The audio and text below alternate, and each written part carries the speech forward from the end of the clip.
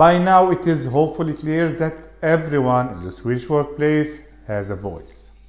However, there are ways that you are expected to use it and ways that you are not.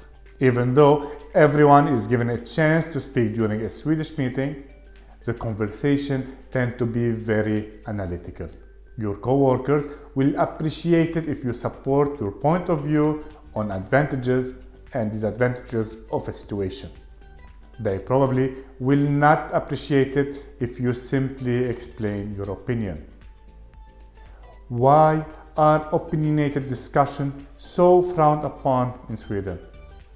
It is mostly because Swedes fear that it could lead to conflict. There are of course expectations to this.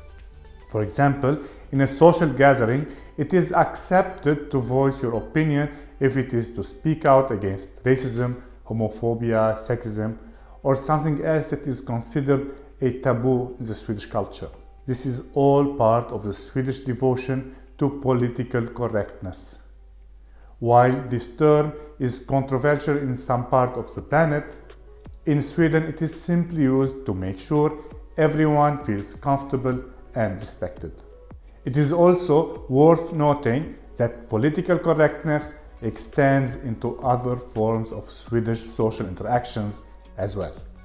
For example, the same part of Swedish culture that insists you avoid offending people also has a very specific rule for how you ask and receive help. In Sweden, you should never be surprised to find that your friends and colleagues are more than happy to help you when you need it.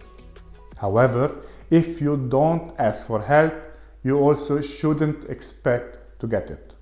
Swedes don't want to assume that you need help, which is very much linked to independency.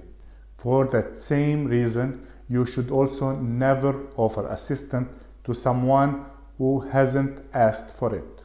While it is very acceptable in many cultures to offer help, in Sweden it might embarrass the person you are trying to assist.